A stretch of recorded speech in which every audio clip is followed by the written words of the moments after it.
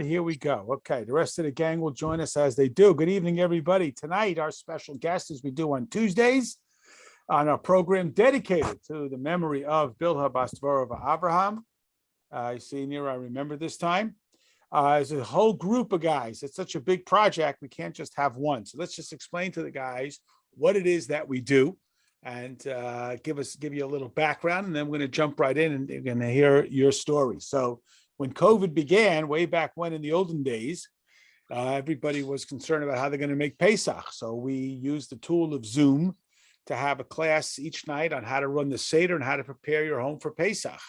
And it kind of caught on and people liked it. So we kept it going. And here we are 2+ years later. And every night, 5 nights a week, we have a little bit of learning. And just to make it a little more interesting than listening to me every night, we have special guests on Tuesday nights to come on and tell us about their method of spreading the Rebbe's message to the entire world. So we've had shluchim from Myanmar and Taiwan.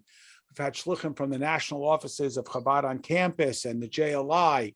The last couple of weeks, we've had some people on the user end. We've had the students who go to Chabad on campus. And tonight we have a very special group of guys. And you recognize chief amongst them is Levi Moskowitz from right here in local Northbrook. And it was a guest last year when he was running the summer camp. And he got 2 friends with him. So first of all, thank you very much for spending some time with us. We really appreciate it. Please introduce yourselves and tell us where you're headed home from and a little bit about your activities. So who are you, and tell us about what you've been doing the last couple of days. So I'm Levi Moskowitz. Been here before. My name is Yisrael Dick from Morristown, New Jersey. Okay. Mendel Majeski from Hallandale Beach, Florida. Oh boy. Okay. And where are you guys? You're in the car, but you're parked safely. Where are you heading back from, and what have you been doing the last couple of days? So we study in Ole Torah.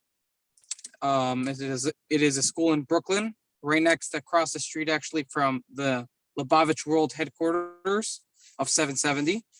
And we are in a rabbinic school in yeshiva for Shavuos. They give us the privilege that we're able to go and help other smaller communities where they don't have a minyan or they don't have so many Jews, and to go really to these small communities and to go bring there so much life and to bring there so much chayas and to help out the rabbi which is there and to help out with the community in every fashion. It could be, if it's to dance, it could be to make sure that they have a minyan. You know, we were actually blessed that but it's the first time actually that in the city of Erie, there was a minyan in a lot of years. In Erie, Pennsylvania. And everything. Erie, Pennsylvania. That is north of Pennsylvania, about 2 hours from Cleveland, an hour and a half from Pittsburgh, and an hour and a half from Buffalo. So it's really like triangle up there. So you guys apparently drove there. How long did the drive take, and when did you head out? So the drive was about, with stops and stuff, it was about 10 hours. Oh, so we left the day before Erev Shavuos, so last Thursday. And we got there pretty late that Thursday night, so that we would be there with enough time to help get ready for Yom Tov. And now we're just 2 hours away from getting back to yeshiva here. Okay, so set the scene for us. First of all, who is the shliach in Erie, Pennsylvania, and what does his community look like? So the rabbi's name is Dovi Kievman. He's from Crown Heights. And his wife's name is Mushki from Northern California. And the community it's Erie. The city of Erie is generally a small town, meaning a small town mentality. It's like a Midwest America, like Chicago. Hey, some people, yeah. So Erie and Chicago are the same. Okay, so we get a sense of what it's like. Levi, you from Chicago area? Would you say that Erie and Chicago are the same? Well, in the city feel of it, yeah, but the Jewish resources are obviously much more limited. Meaning in Chicago, we've got Chabad houses all over, and here we only had a minyan once over the whole Yom Tov. It was a 3-day Yom Tov, but the first day we had actually a very nice minyan, which had like over 30 people at the Shliach's house. and we did the Aseret Sedibris. Me and Mendel read the Aseret Sedibris for us. So Beautiful. that was And that does was he the have his own Torah? Did you have to bring a Torah with him? no. So they he was in Pittsburgh the week before, and he borrowed a Torah from one of the Chabad houses in Pittsburgh because Oh, wow. this was his first minyan, so he doesn't have a Torah yet. Oh, why? But So how long has he been Chabad of Erie, Pennsylvania? so he's been there for about 2 years. So he moved out right in the summer, the first summer of COVID, Oh, boy. and now we had 30 people for Shavuos, which That's is a amazing. nice It's like crowd. having It was 300 really nice. people in Chicago. But somebody's Yeah. been in 2 years of COVID and so on to have 30 people. That's fantastic. So tell us about what else you did while you were there. You arrived late Thursday night. You got Shabbos, you got Shavuos. What was some of the programming? What were some of the things that you guys did there? Friday. So we arrived Thursday night, late Thursday night, and Friday, the whole day we spent around visiting people's houses, which maybe they can't come to the minyan, or they can't come to the event on Also telling them Shavuos, about it. and or telling them about it, making sure they know to come and to hear about the event. So we visited people we brought them challahs and the bashurs and the things to tell them about the event. That's what we did on Friday. So what And was their then- reaction? I mean, they're probably not used to seeing yeshiva Bachurim walking around in Erie, Right. Pennsylvania. So what was it like when you knocked on their door? Did they know you were coming? Were they surprised? Were they happy? Oh, they were surprised, super happy, super friendly. Everybody was like, "Oh my gosh, where are you from?" And yeah, so it was super nice. We got super nice feedback from the people. Fantastic. And it's not only, you're also the rabbi there is the only Orthodox Jew in his whole area.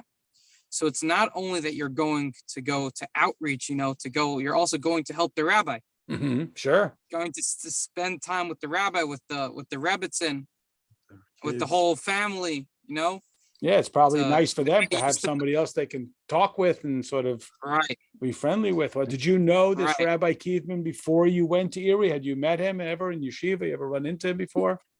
No. So what happens is that we saw they put out a thing to sign up to something which is called Ufaratz, the circle, which that is that all the shluchim, all the Chabad emissaries, which live in places where there's like no which means no Jewish community around them, they send out their student rabbis for the holiday of Shavuos. So give we us a signed rough up. number. How many boys Bachurim went to different places approximately?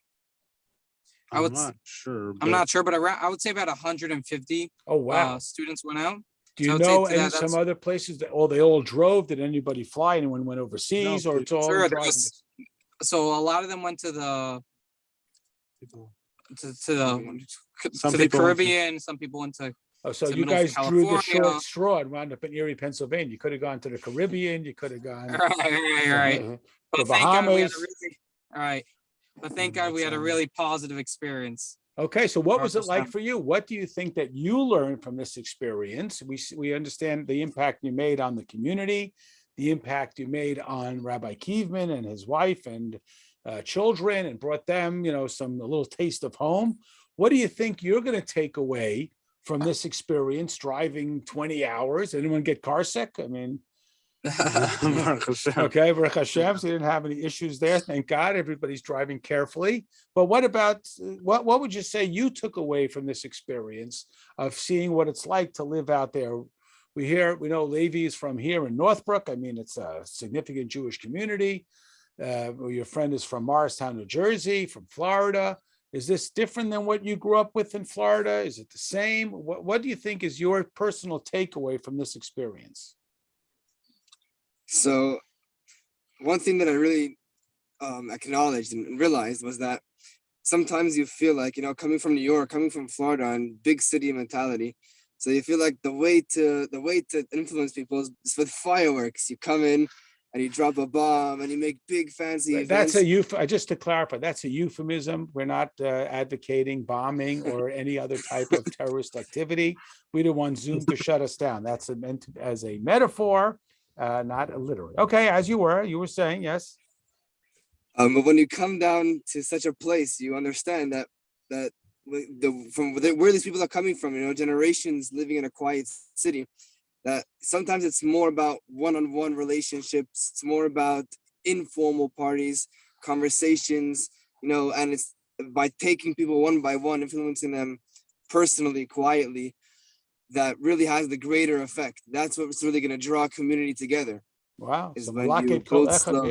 V'Echad. So can you share with us maybe one individual person that you met and some interaction there, or something that was meaningful to them that you recall, somebody that you spoke with, maybe you did some Torah study with, maybe they came to shul for the first time? So there was actually a Jew which the rabbi just met like 2 weeks ago that he heard from someone. Someone told him about this person, and like my friend said that every single person there, it's more you go to the person, every person as individuals. And he met him 2 weeks ago, and he came to the Lag BaOmer event, and so he showed up for Shavuos. He showed up, and I got into a whole long conversation with him about what he does. He just finished school. Now he's living in Erie. He's looking for jobs, looking what to do. And I asked him, did you ever put on the tefillin before? And he said, no, actually, I have never put on the tefillin. I've never put on tefillin before. And I was like, wow. So what about, Mazel tov. Today's the day. Can we do it tomorrow morning, Tuesday morning? And he said, for sure, come over to my house. So actually this morning we had a bar mitzvah in small town Erie, Pennsylvania. Fantastic. We drove over to his house, knocked on his house. He opened it up. We danced with him, sang with him, put on that tefillin. He davened from his heart. Beautiful. Fantastic. Wow. See that? You traveled all the way just for one Jew, like the stories of the Baal Shem Tov. So we'll let you go in a minute, but just tell me, did you get to see the town of Erie? Did you get to do a little, not God forbid, touring? I mean, you went to see other Jews in other places and find the divine sparks that may be hidden. Did you get to do any of that? So actually, I mean, we in Erie, they don't have any mikvahs there, but they do have Lake Erie. So we actually went to the lake. So we went before Yom Tif on Friday. We went to the beach there, one of these quiet beaches, and we went to mikvah in the lake. And then on Shavuos night, which it's a very important time to prepare for receiving the Torah on Shavuos morning, we actually walked about an hour each way after the tikkun at like 4 a.m, and we went and we toveled in the lake, which was actually a very, very nice experience. Wow. And it was pretty safe. We were expecting it to be dark the whole way, but there was actually lights on the streets. It was nice. So Beautiful. Very refreshing. Very refreshing. And then this morning we saw there was a lighthouse in the town. So we saw the lighthouse. Beautiful. So you are the lighthouse, the Limcherniks, the lighting up the lamp. So fantastic. So thank you guys. We really appreciate it. It was a wonderful story, bringing the Rebbe's message to a remote area. And just like you talked about, finding that one single Jew who could put on tefillin now, changes his life, changes the world around him. So we wish you safe travels. Get back on the road. Hands at 10 and 2, eyes on the road. Get back to yeshiva and continue to spread the Rebbe's message. So thank you so much. We'll see everybody Thank you for tomorrow having night. us. Thank you. Good night, everybody. We'll see you tomorrow night, 9:15. Good night. Thank you and safe travels. Appreciate it. Thank you so much.